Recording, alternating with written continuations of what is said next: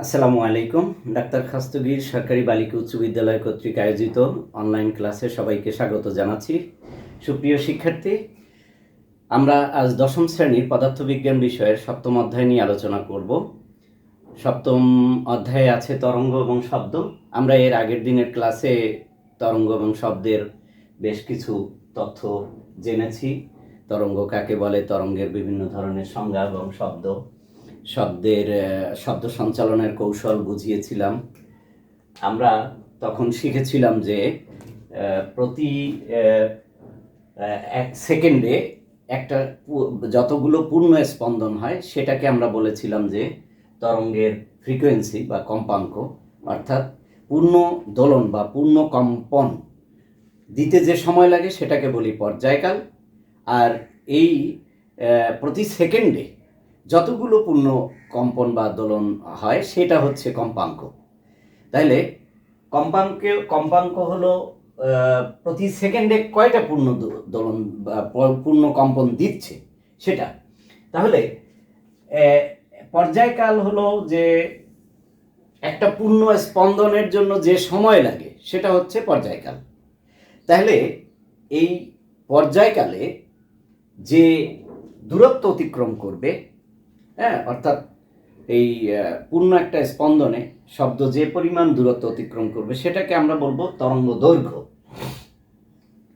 তাহলে তরঙ্গ দৈর্ঘ্য যদি আমাদের জানা থাকে তাহলে এক সেকেন্ডে যতগুলো পূর্ণ স্পন্দন দিচ্ছে তাতে একটা তরঙ্গ কত দূর যাচ্ছে সেটা আমরা বুঝতে পারবো।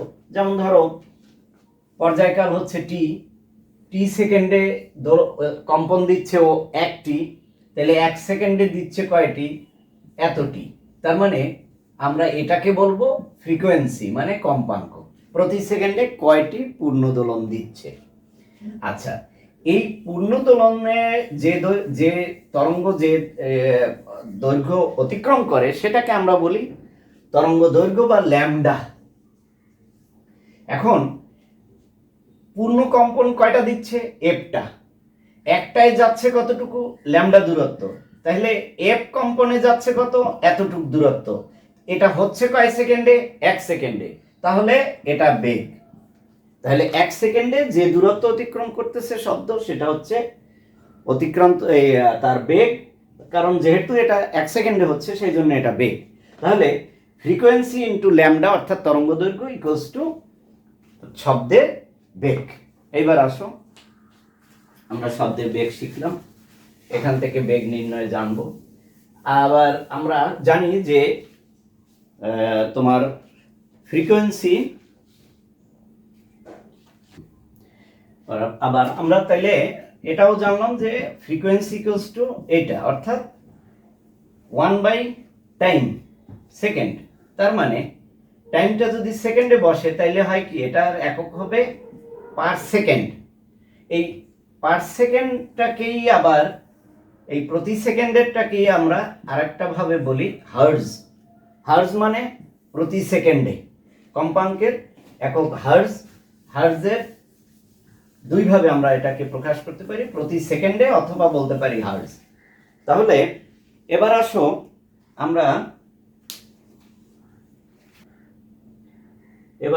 আমরা নতুন আরেকটা বিষয় নিয়ে একটু আলাপ করব। সেটা হচ্ছে, ধরো এরকম একটা প্রতিবন্ধক বা দেয়াল আছে, আমি এখানে শব্দ তৈরি করলাম, তাইলে শব্দটা সামনের দিকে আগাবে, এই প্রতিফলকে শব্দ বাধা পেয়ে ফিরে আসবে।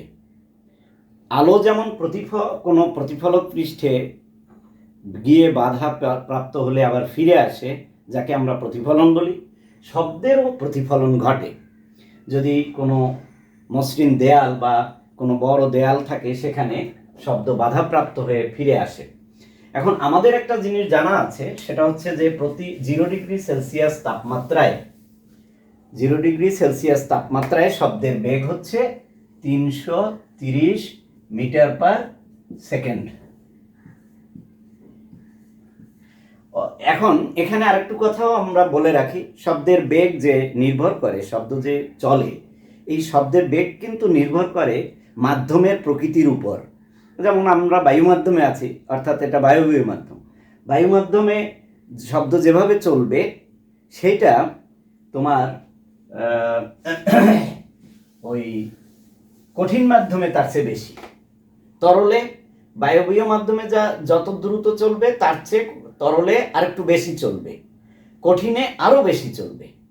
তাহলে শব্দ এই মাধ্যমের প্রকৃতির উপর নির্ভর করে, আর দুটো জিনিসের উপর নির্ভর করে। আর একটা হচ্ছে তাপমাত্রার উপর নির্ভর করে। তাপমাত্রা বাড়লে শব্দের বেগ বাড়ে, তাপমাত্রা কমলে শব্দের বেগ কমে। আবার আর্দ্রতার উপরও নির্ভর করে। তো এখন আমরা আরেকটু জিনিস এখানে জানবো, যে একটু আগে যেটা বললাম যে এই প্রতিফলন, আমাদের কানে এই যে শব্দ শুনি যে আমরা, এই অনুভূতিটা, এই অনুভূতির একটা আছে, রেশ আছে। যে তোমরা যখন শব্দ শোনো তখন একটা শব্দের অনুভূতির যে রেশটা কানে থাকে মাত্র 0.1 সেকেন্ড। 0.1 সেকেন্ড, 1 সেকেন্ডের 10 ভাগের 1 ভাগ সময় আমার শব্দানুভূতি আমাদের কানে থাকে, অর্থাৎ রেশটা থাকে, এর অনুভূতিটা থাকে। নেক্সট আর একটা শব্দ আসলে তখন এটা রিসিভ করে আমাদের কান, কিন্তু এর মাঝখানে কোনো শব্দ আসলে রিসিভ করে না। রিসিভ করে না মানে ওইটা আগের অনুভূতিটা থাকে বলে পরবর্তী আর একটা অনুভূতি ঢোকে না। এই জন্যে আমরা যখন একসঙ্গে একটা রুমে আমরা অসংখ্য কথাবার্তা বলি, যেমন তোমরা বেশি কথা বললে আমরা যেমন তোমাদের ক্লাসরুমে তোমাদেরকে না করি, ধমক দেই যে একসঙ্গে এত কথা বলছো কেন, ঠিক এই জিনিসটা। এবং তোমরাও বিরক্ত হও, আমরাও বিরক্ত হই। কেন বিরক্ত হই? এর কারণ হচ্ছে যে শব্দ, আমাদের একটা শব্দের অনুভূতি আরেকটা শব্দের অনুভূতি আসার মাঝখানে যদি 0.1 সেকেন্ড এর কম সময় হয়ে যায়, তাহলে আরও অসংখ্য শব্দ যদি এইভাবে ঢুকতে থাকে, তাহলে সেটা কান শুনতে পায় না, রিসিভ করতে পারে না। ফলে নয়েজ বা ওই শব্দ দূষণের সৃষ্টি হয়, এবং এইটাকে নয়েজ বলি আমরা, যে অসংখ্য শব্দ একসঙ্গে, তখন আমরা বিরক্ত হই। নয়েজ হইলে বিরক্ত হই, কোলাহল। তো এখন এখানে আসো, এই নিয়ে আবার আলোচনা হবে। তার আগে আমরা 0.1 সেকেন্ড অনুভূতি যে থাকে, তাহলে এখানে কি হচ্ছে? সেটা হচ্ছে যে তুমি এইখান থেকে একটা শব্দ উৎপন্ন করলা, এই শব্দটা এখানে গিয়ে ফিরে আসলো। তাহলে তুমি যখন শব্দটা উৎপন্ন করলা, এটা গিয়ে ফিরে আসতে তোমার কানে এই শব্দটা পুনরায় যদি শুনতে হয়, তাহলে মিনিমাম তোমার 0.1 সেকেন্ড টাইম লাগবে। আর এর মধ্যে যদি ফিরে না আসে, তাহলে তুমি শুনবা না। আর যদি এই টাইম বা এর চেয়ে বেশি সময়ের পরে আসে, তাহলে শুনবো। তাহলে মনে রাখবে যে এই টাইম হচ্ছে মিনিমাম টাইম, এর মধ্যে আসতে হবে। এর চেয়ে বেশি সময়ে আসলে শুনবো, কিন্তু এর চেয়ে কম সময়ে আসলে শুনবো না। কথাটা বুঝছো কিনা দেখো, এর চেয়ে কম সময় লিখি একটা, এইটার চেয়ে এইটা ছোট, তাইলে এইটা বড়। 0.1 সেকেন্ডের চেয়ে এইটা কম, কিন্তু আবার দেখো এইটা ধরো 1/4 দিলাম, এটা বেশি, এর চেয়ে আরো বেশি আছে, এটা আরো বেশি। তার মানে এইটা মিনিমাম টাইম, এর মধ্যে আসতে হবে। এর চেয়ে কম সময় আসা যাবে না, এর চেয়ে বেশি সময় আসা যাবে। তাহলে মিনিমাম সময়ের মধ্যে আসতে হবে। এই মিনিমাম সময়টার মধ্যে শব্দের যে অতিক্রান্ত দূরত্ব, এখন তুমি খেয়াল করো যে 330 মিটার পার সেকেন্ড, এই দূরত্বটা অতিক্রম করতেছে 1 সেকেন্ডে 330 মিটার। তাহলে আমরা এখানে একটা হিসাব করে দেখি, 330কে যদি 0.1 দিয়ে গুণ দাও, তাহলে তুমি দেখো মিনিমাম টাইমে কতটুকু যাচ্ছে। তাইলে যাচ্ছে হলো 33 মিটার,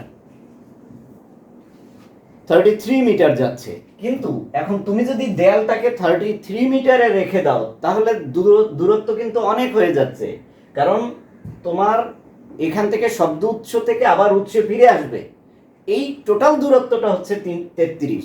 তাহলে এখানে অর্ধেক করলে দেয়ালের 33-এর অর্ধেক যা হবে সেইটা হচ্ছে তোমার মিনিমাম ডিস্টেন্স, অর্থাৎ 16.5 মিটার। তোমার এই দেয়ালটা এই উৎস থেকে দূরত্বটা হচ্ছে মিনিমাম এই পরিমাণ, কারণ মিটার যাবে, আবার 16.5 মিটার আসবে। এই টাইম যদি এত হয় তাহলেই তুমি প্রতিধ্বনিটা শুনবে, শব্দটা প্রতিফলিত হয়ে শুনবে। তাইলে প্রতিধ্বনি শোনার ন্যূনতম সময় হচ্ছে 0.1 সেকেন্ড, যা হচ্ছে আমাদের শব্দানুভূতির মিনিমাম সময় যেটা সেইটাই।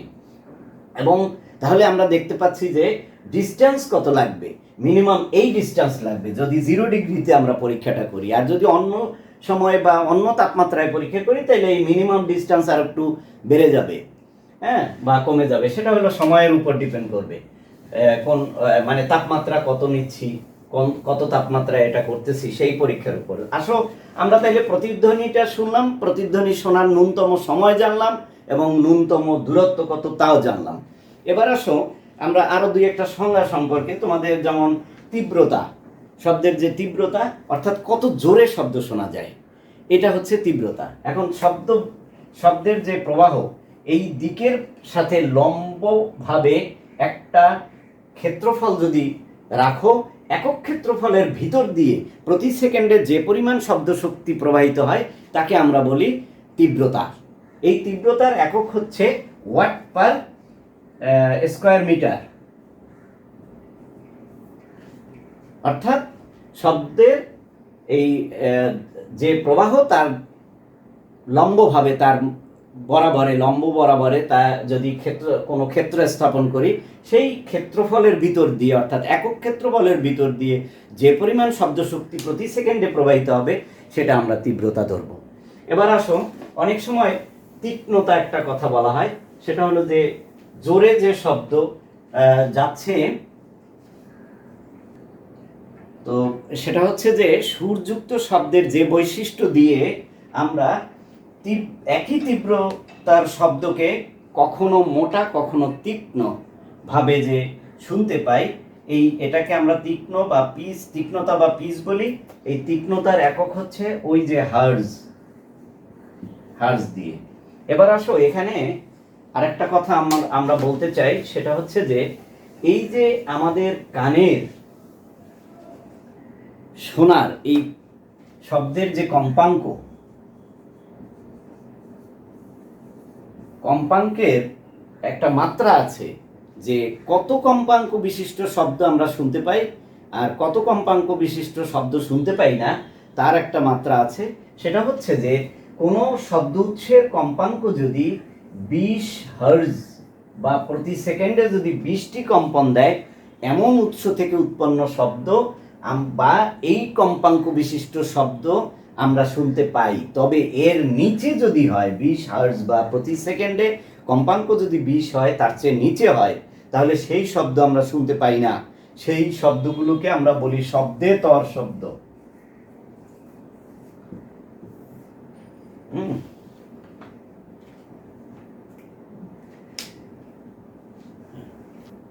তো 20 হার্জের নিচের শব্দগুলোকে শব্দেতর শব্দ অথবা ইনফ্রাসাউন্ড বলি। আর 20 থেকে 20,000 হার্জ এর মধ্যে যদি কম্পাঙ্ক বিশিষ্ট শব্দ হয় বা যে উৎস থেকে শব্দ উৎপন্ন হচ্ছে তার কম্পাঙ্ক যদি 20 থেকে 20,000 হার্জ হয়, তাহলে ওই উৎস থেকে উৎপন্ন শব্দগুলোকে আমরা শুনতে পাবো, অথবা এই কম্পাঙ্ক বিশিষ্ট শব্দকে আমরা শুনতে পাবো। কিন্তু আবার 20,000 হার্জের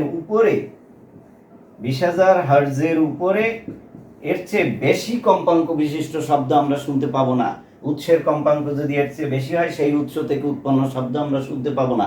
এই শব্দকে আমরা বলি শব্দোত্তর শব্দ বা আল্ট্রাসাউন্ড। এবার আসো, এই ধরনের আল্ট্রাসাউন্ড দিয়ে আমরা প্র্যাকটিক্যাল জগতে অনেক কাজ করে থাকি, বিভিন্ন ধরনের জরিপ করে থাকি, সার্ভে করে থাকি। তার মধ্যে একটা সার্ভে তোমাদের বইয়ে দেওয়া আছে, আশা করি শিক্ষার্থীরা তোমাদের সামনে বই আছে, তোমরা সেটা দেখবে। যেমন তোমাদেরকে একটা সার্ভের কথা বলা আছে, সেটা হচ্ছে পেজ নাম্বার 204 যাও, সেখানে ত্রিমাত্রিক সিসমিক সার্ভের কথা বলা আছে। সেটা হচ্ছে যে আমাদের মাটির নিচে ভূগর্ভে বিভিন্ন স্তর আছে। তো এই আল্ট্রাসাউন্ড করার জন্য বা যে কোনো একটা বিস্ফোরক দিয়ে এখানে শব্দ উৎপন্ন করা হয়। মাটির ভিতরে অল্প ভিতরে একটা বিস্ফোরক দিয়ে শব্দ উৎপন্ন করা হয়। শব্দটা মাটির নিচের বিভিন্ন স্তরে গিয়ে প্রবাহিত হয়ে, হ্যাঁ, এগুলো এইভাবে প্রতিফলিত হয়ে বিভিন্ন স্তর থেকে উপরে যায় এবং সেখানে তোমার এই প্রতিফলিত যে শব্দ সেটা শোনার জন্য এক ধরনের জিওফোন ব্যবহার করা হয়। জিওফোনগুলো স্থাপন করা থাকে। তো উৎস থেকে শব্দ উৎপন্ন হওয়ার পরে সেই শব্দটা বিভিন্ন স্তরে প্রতিফলিত হয়ে জিওফোনে ধরা পড়ে এবং এই যে শব্দ উৎপন্ন হলো সেখান থেকে শব্দ শোনা পর্যন্ত যে সময়টা, এই সময়টা ওখান থেকে নির্ধারণ করা হয় এবং ওই সময়ে শব্দ কতটুকু সময় নিয়েছে এবং কত দূরত্ব অতিক্রম করেছে তার একটা রেজাল্ট নিয়ে একটা থ্রি ডাইমেনশনাল, তোমাদেরকে ত্রিমাত্রিক কথাটা বোঝাই। এই ব্ল্যাকবোর্ডটা হচ্ছে দ্বিমাত্রিক, তোমরা জানো 2 ডাইমেনশনাল। এখানে দুইটা অনুভূতি তোমরা পাবে। এখানে হয়তো দৈর্ঘ্য প্রস্থের অনুভূতি আছে, কিন্তু 3 ডাইমেনশনাল মানে ত্রিমাত্রিক। তোমার দৈর্ঘ্য প্রস্থ উচ্চতা 3 মাত্রায় তুমি অনুভূতিটা পাবে। যেমন তোমরা 3D ছায়াছবির কথা শোনো, 3D ছবি দেখি।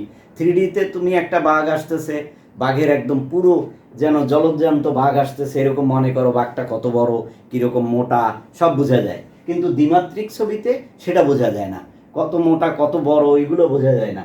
তাহলে এইখানে এই মাটির নিচের যে ছবিগুলো সেইগুলো মোটামুটি ত্রিমাত্রিক একটা ছবি এসে যায়, ধারণা এসে যায়। এবং যদি তেল গ্যাস এইসব খনিজ সম্পদ কোন স্তরে কোন কি পরিমাণ আছে এসব আমরা এই যে সিসমিক সার্ভে দিয়ে জানতে পারি। এরপরে আসো আমরা পরবর্তী আর একটু কথায় যাব। এরপরে আমরা একটা জিনিস জানবো, সেটা হচ্ছে শব্দ দূষণ। যে অর্থাৎ বিভিন্ন উৎস থেকে জোরালো শব্দ, অপ্রয়োজনীয় শব্দ যখন উৎপন্ন হয়ে আমাদের বিরক্তি সৃষ্টি করে এবং স্বাস্থ্যের ক্ষতি করে, সেটাকে আমরা শব্দ দূষণ বলে থাকি। শব্দ দূষণ পরিমাপের একক হচ্ছে ডেসিবেল। যদিও এটা তীব্রতা থেকে, শব্দের তীব্রতা থেকেই এই দূষণের সৃষ্টি হয়। তীব্রতা পরিমাপ করে বেল দ্বারা। বেল একটা বড় ধরনের একক, এই জন্য এটাকে ছোট করার জন্য বেলের 1/10 ভাগ এইটাকে ডেসিবেল ধরে নেওয়া হয়েছে এবং শব্দ দূষণের প্রচলিত একক হিসাবে তো আমরা ডেসিবেলকে ধরি। এবার আসো, ওই ওয়ার্ল্ড হেলথ অর্গানাইজেশন হু সাধারণত 40 থেকে 50 ডেসিবেল এই মাত্রার ডেসিবেল এইভাবে লেখে। 40 থেকে 50 ডেসিবেল মাত্রার শব্দ দূষণ অ্যাকসেপ্ট করে, এর বেশি অ্যাকসেপ্ট করে না। হু এটাকেই বলেছে যে এটাই সহনীয় মাত্রা। আমাদের হলো যে আমরা যে নিম্ন মাত্রার তীব্রতার শব্দ শুনতে পাই সেই মাত্রার শব্দ দূষণ, যদি সর্বনিম্ন যে মাত্রার শব্দ দূষণ আমরা যে মাত্রার শব্দ আমরা শুনতে পাই সেটা হচ্ছে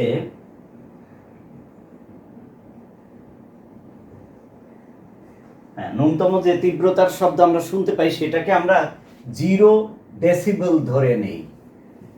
ন্যূনতম যে মাত্রার শব্দ আমরা শুনতে পাই সেটাই আমাদের 0 ডেসিবেল এবং 0 ডেসিবেল থেকে 65 ডেসিবেল বাংলাদেশ সরকারের অনুমোদিত দূষণের মাত্রাটা হচ্ছে 65 ডেসিবেল।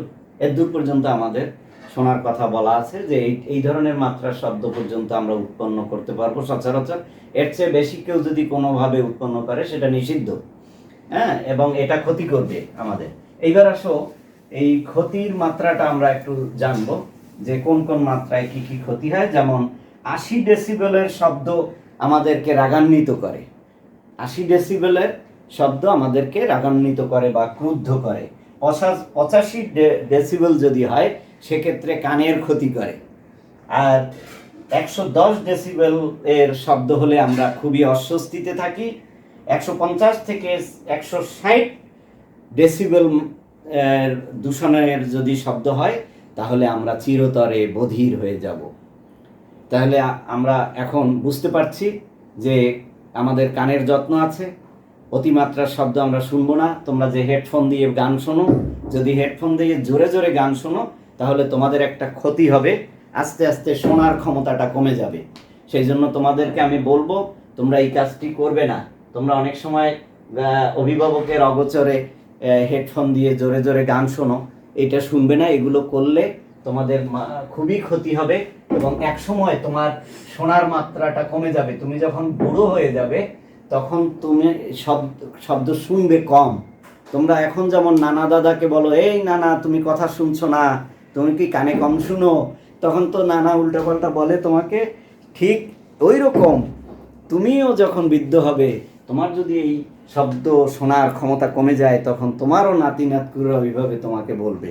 তাহলে আশা করি এখান থেকে দূরে থাকবে, এই কাজটি তোমরা করবে না।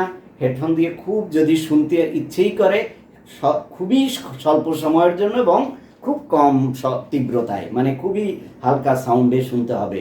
তোমরা একটা কথা তোমাদেরকে বলে দিচ্ছি, তোমাদের এই যে অডিও যে ইয়াতে মোবাইলে দেখবে, অডিও যখন হয়, অডিওটা চালাও বা ভিডিও চালাও, তখন কিন্তু ওরা একটা তোমাকে অ্যালার্ম দিচ্ছে। তারা কিন্তু বলে যে উচ্চ মাত্রায় তুমি শুনিও না, এবং উচ্চ মাত্রায় ওখানে শব্দের যে ভলিউমের রেড সিগন্যাল দেওয়া থাকে। তোমরা দেখেছো যে যখন তুমি নীল বা সবুজ যে মাত্রাটা দেওয়া থাকে তার উপরে গেলেই রেড হয়, অর্থাৎ উচ্চ, তখন তোমাকে সে বলে দিচ্ছে যে এর উপরে যাইও না তুমি। তারপরও তুমি ওকে দিয়ে ওখানে চলে যাচ্ছ যে না ওকে আমি শুনবো, কিন্তু এটা তোমাকে কিন্তু প্রতিনিয়ত ওই মোবাইলও বলে দিচ্ছে যে তুমি এর চেয়ে উচ্চ মাত্রায় শুনিও না। তো আশা করি তোমরা ওই মাত্রার মধ্যে থাকবে এবং এটা ওর মাত্রার বাইরে শুনবে না। তোমরা গেম খেলো, সেখানেও জোরে জোরে আওয়াজ করে, শব্দ শোনা যায়, এগুলো করবে না। এটা হেডফোন দিয়ে তো করবেই না, আর নিজেরাও এইসব থেকে বিরত থাকবে, কারণ তোমার কানের ক্ষমতা কিন্তু কমে যাবে। সাবধান, এটা কমবে। আবার অনেক সময় দেখবা যে এক নাগারে অনেকক্ষণ তোমরা মোবাইল বা কম্পিউটার দেখলে চোখ ইয়া হয়ে যায়, জলে, তারপরে দেখতে পাও না, কেমন অনেক ধরনের চিত্র আসতে থাকে। এগুলো হলো অতিরিক্ত মাত্রায় ব্যবহার করলে এতে ক্ষতি হয়, কানেরও তেমনি হয়। কানও দেখবা যে অনেকক্ষণ শোষও করে। এইসব জন্য আমরা করব না, এইসব যেগুলো কাজ ভালো নয় সে কাজগুলো করব না। আচ্ছা, এরপরে আসো, তোমাদের বইয়ে কতগুলো ইয়ে দেওয়া আছে, ওই যে সৃজনশীল দেওয়া আছে। আশা করি সৃজনশীলগুলো তোমরা একটু বুঝবে। আজকে আমি দুই একটা সৃজনশীল সম্পর্কে একটু আলোকপাত করব, এবং তোমাদের এই তিনটা বোধহয় বইয়ে আছে, এই তিনটাই আমি হোমওয়ার্ক দিব। তো আপাতত একটু আলাপ করি, প্রথমটা কীরকম আছে, কি আছে, দ্বিতীয়টা কি আছে সেই বিষয়ে। হ্যাঁ, তোমাদের প্রথম যে অনুশীলনীর যেটা আছে, এখানে দেখা যাচ্ছে যে শব্দ দূষণ কি, শব্দ দূষণের কারণগুলো কি। তাহলে শব্দ দূষণটা কি? শব্দ দূষণ তো আমরা জানি যে বিভিন্ন উৎস থেকে জোরালো যেসব তীব্র শব্দ আমাদের কানে অস্বস্তির সৃষ্টি করে, হ্যাঁ, তারপরে স্বাস্থ্যের ক্ষতি করে, সেই সব কারণে সেই শব্দগুলোকে আমরা সেই ইয়াটাকে বলি দূষণ। আর এরপরে আছে যে শব্দ দূষণের কারণগুলো, তা তো বললাম যে তীব্রতা থেকে শব্দের দূষণের সৃষ্টি হয়। উচ্চ তীব্রতা সম্পন্ন শব্দগুলো আমরা শুনবো না। এগুলো শুনলে আমাদের যেমন এই যে ব্যান্ড সঙ্গীত, আওয়াজ, গাড়ির হর্ন, এইসবগুলো আমাদের শব্দ দূষণের সৃষ্টি করে। তারপরে ইন্ডাস্ট্রির আওয়াজ, বিভিন্ন কলকারখানার আওয়াজ, এগুলো। তারপরে আছে যে এখানে জনস্বাস্থ্যে শব্দ দূষণের প্রভাব, জনস্বাস্থ্যে আমাদের শব্দ দূষণের কী কী প্রভাব আছে সেই সম্পর্কে জানতে চেয়েছে। তো সেটা হলো যে ওই যে হার্টের সমস্যা হয়, কানের সমস্যা হয়, উচ্চ রক্তচাপের সৃষ্টি হয়, নানা রকমের কানের শ্রবণ শক্তিটা কমে যায়, এইসব ধরনের হয়। তো এরপরে আছে যে দূষণ প্রতিরোধে আমরা কি কি করতে পারি। যেমন আমরা এই যেখানে হর্ন বেশি বাজায় বা বাজানো উচিত না, যেখানে হাসপাতাল, স্কুল, কলেজ আছে, সেখানে আমরা ওই লেখা দিয়ে দিতে পারি যেখানে আস্তে হর্ন বাজান। তারপরে জোরে জোরে শব্দ না করি, ব্যান্ড সঙ্গ বড় বড় আওয়াজের শব্দ করে সব ব্যান্ড বাজানো, গান বাজানো, মাইকে জোরে গান বাজানো, এইসব। তারপরে এইগুলো মানে আমরা বাদ দিতে পারি। তারপরে অযথা হর্ন বাজাবো না, এইগুলো করব। তারপরে আমাদেরকে ওই যে জনসচেতনতা করতে হবে। আর হলো যে প্রচুর যেসব জায়গায় শব্দ নয়েজ হতে পারে সেই সব এলাকায় প্রচুর গাছ লাগিয়ে দিতে হবে। প্রচুর গাছ লাগিয়ে দিলে শব্দ দূষণটা কমে যায়। আচ্ছা, যাই হোক, এগুলো এর পরের যে প্রশ্নটা সেটা একটু দেখব। এর পরের যে দ্বিতীয় প্রশ্নটি আছে, তোমাদের দ্বিতীয় প্রশ্নটির ক অংশে আছে পর্যায়বৃত্ত গতি কি। তোমরা জানো যে কোনো গতিশীল বা কোনো চলমান কোনো বস্তুর গতিপথে ওই বস্তুকণা বা বস্তুটি যদি তার গতিপথে একই দিক থেকে বারবার একটা কোনো বিন্দুকে যদি একই দিক থেকে বারবার অতিক্রম করে, তাহলে আমরা সেই গতিটাকে বলি পর্যায়বৃত্ত গতি। কোনো বস্তুকণার গতিপথের কোনো একটা বিন্দুকে যদি সে বারবার একই দিক থেকে অতিক্রম করতে থাকে, এই যে এই বিন্দুটাকে যদি বারবার এই দিক থেকে আসতে থাকে এবং অতিক্রম করতে থাকে, তাহলে আমরা এটাকে বলি পর্যায়বৃত্ত গতি। এরপরে আছে পরের দ্বিতীয় প্রশ্নটি আছে ক্ষয়ে পানির ঢেউ অনুপ্রস্থ তরঙ্গ কেন। দেখো, পানির ঢেউটা এরকম ওই দিনও বুঝিয়েছিলাম যে কণাগুলো তার সাম্যাবস্থান থেকে সমান দূরত্ব উপরে নিচে করতে থাকে, এ নিজের অবস্থানে ঠিক থেকে কম্পমান থাকে। তো শব্দের এই তরঙ্গের এই দিক যদি এরকম থাকে, এই দিকে যদি তরঙ্গ যায় আর তরঙ্গের মাধ্যমের কণা যদি তার লম্বভাবে ওঠানামা করে বা স্পন্দন করে, তাহলে সেই ক্ষেত্রে আমরা এই তরঙ্গটাকে বলি অনুপ্রস্থ তরঙ্গ। পানির ক্ষেত্রে পানির বিন্দুগুলো এই তরঙ্গের ঢেউ অর্থাৎ ঢেউয়ের দিক হলো এই দিকে, ঢেউয়ের দিকের সাথে লম্বভাবে ওঠানামা করে বলে আমরা পানির ঢেউয়ের এই তরঙ্গকে অনুপ্রস্থ তরঙ্গ বলবো। এরপরে আসো নেক্সট প্রশ্ন, গ নম্বরে কি আছে। গ নম্বরে আছে যে বাতাসে এস অবস্থা, এইখানে যে ইয়াটা দেওয়া আছে, আমরা দেয়ালটা একটু আঁকি। এখানে যে তোমার স্টেম উদ্দীপকের যে দেয়ালটা আছে, সেই দেয়ালটা তোমরা একটু দেখো। এখানে দেয়ালের থেকে এখানে কয়েকটা তথ্য দেওয়া আছে। একটা হচ্ছে কম্পাঙ্ক ফ্রিকোয়েন্সি দেওয়া আছে হলো 1200 হার্জ। 1200 হার্জ মানে 1200 পার সেকেন্ড।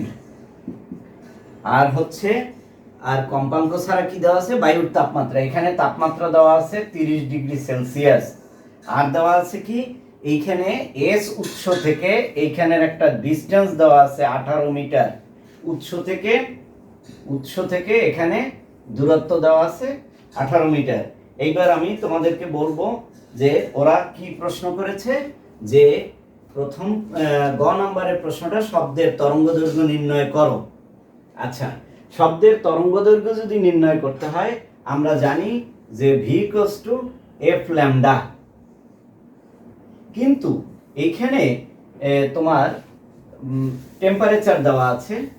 আমরা জানি যে একটা কথা তোমাদেরকে জানানো হয়নি, সেটা হচ্ছে যে আমরা ওই যে বলিনি যে একবার বলেছি, সেটা হচ্ছে যে তাপমাত্রার উপর শব্দের বেগ নির্ভর করে, সেটা বলেছিলাম, কিন্তু তার ম্যাথমেটিক্যাল টার্মটা বলি নাই কিভাবে নির্ভর করে। সেটা হচ্ছে এই যে বেগ সমানুপাতিক √T, তাপমাত্রার বর্গমূলের সমানুপাতিক।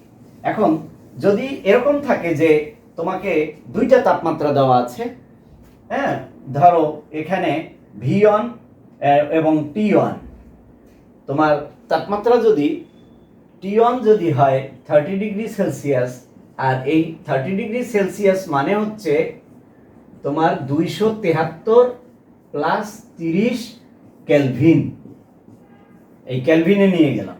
আর V1 এই টেম্পারেচারে শব্দের বেগ দেওয়া আছে কত, আমরা এটা একটু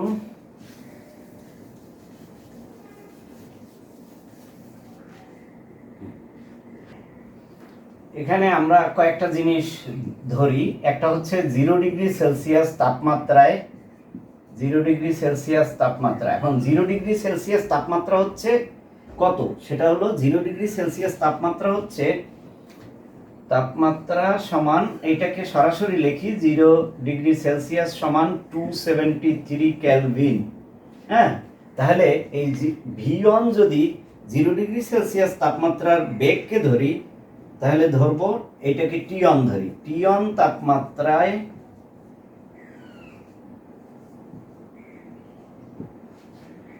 তাপমাত্রায় শব্দের বেগ, আমাদের শব্দের বেগ v1 ইকুয়ালস টু, তোমরা ধরো এটা আমরা জানি 330 ডিগ্রি 330 মিটার পার সেকেন্ড, আর 0 ডিগ্রি সেলসিয়াস তাপমাত্রা হচ্ছে 273 কেলভিন, এবং শব্দের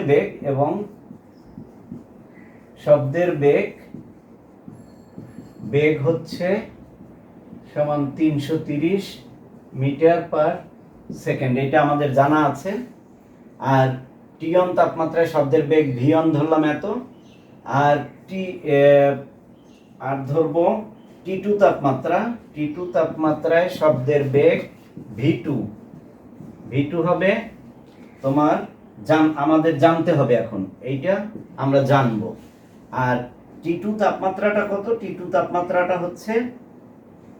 তাপমাত্রাটা আমাদেরকে এখানে একটু বের করে নেওয়া দরকার ছিল। আচ্ছা, T2 তাপমাত্রাটা আগে লিখি। T2 তাপমাত্রা T2 equals to 30 degree Celsius সমান 273 প্লাস 30 এত কেলভিন সমান 303 কেলভিন। আর T2 তাপমাত্রায় শব্দের বেগ v2, এইটা ইকুয়ালস টু হোয়াট, আমাদের এইটা জানতে হবে। তাহলে আমরা ওই যে প্রথম যে একটা জিনিস জেনেছি যে বেগ সমানুপাতিক √T, সেখান থেকে আমরা এইখানে এই সূত্রটা করতে পারি, সেটা হলো যে ওইটা থেকে যে সূত্র পাই সেই সূত্রটা হচ্ছে v1 by v2 equals to √T1 by T2। সুতরাং v2 ইকুয়ালস টু, এই বজ্রগুণন যদি করি তাহলে আসবে এরকম v1 into √T2 by T1। এটা আমরা বজ্রগুণন করলে দেখো এইটা আর এইটার গুণফল ইকুয়ালস টু এইটা হয়, তাহলে v2 ইকুয়ালস টু এইটা নিচে চলে যাবে, এটা গুণ হবে, তাহলে এটা করে নিলাম। এখানে আমরা এখন বসাবো, যদি এই মানটা বসাই তাহলে কি আসে? v1 হলো আমাদের 330 মিটার পার সেকেন্ড, আর √T2 ছিল 303 কেলভিন, আর এই T1 ছিল 273 কেলভিন। এখন এটাকে ক্যালকুলেটরে যদি আমরা করি তাহলে এখান থেকে চলে আসবে 347.659 মিটার পার সেকেন্ড। এইটাই আমাদের শব্দের বেগ। এরপরে আমাদেরকে বলেছে কি বের করতে? তরঙ্গ দৈর্ঘ্য বের করতে। তাহলে আমরা একটু দেখি এখানে কি আর ওই যে তোমার স্টেমের দিকে, উদ্দীপকের দিকে তাকাও, দেখো স্টেমে আছে তোমার ওখানে দেওয়া আছে শব্দের কম্পাঙ্ক f ইকুয়ালস টু 1200 হার্জ সমান 1200 পার সেকেন্ড। তারপরে হচ্ছে আর আমরা এখানে আরেকটা জিনিস কি পাই, শব্দের তরঙ্গ দৈর্ঘ্য। আমাদের এখান থেকে তরঙ্গ দৈর্ঘ্যটা বের করতে হবে, অর্থাৎ ল্যামডা ইকুয়ালস টু হোয়াট। তাহলে আমরা জানি যে এই জায়গাটাতে আমাদের যে সূত্রটা প্রযোজ্য হবে সেটা হচ্ছে v2 equals to f lambda. তাহলে v2 equals to f lambda, সুতরাং আমরা বাইর করতে চাই ল্যামডাকে। সুতরাং ল্যামডা ইকুয়ালস টু এই f দ্বারা ভাগ v2 বাই f। এখানে v2 ছিল আমাদের 247.5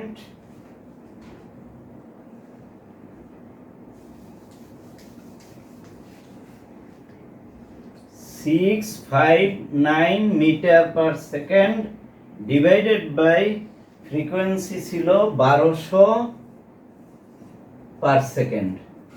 তাহলে এই পার সেকেন্ড সেকেন্ড বাদ ক্যালকুলেটরে যদি এটা ভাগ করি তাহলে আমরা পেয়ে যাব 0.289 মিটার। এটাকে আসন্ন মানে যদি প্রকাশ করি তাহলে আমরা পাবো 0.28, ও এখানে আরেকটু আছে 71, এখানে আরেকটু আছে 715। তাহলে এই 9 পর্যন্ত, এত পর্যন্ত মিটার আসন্ন মানে রাখলাম।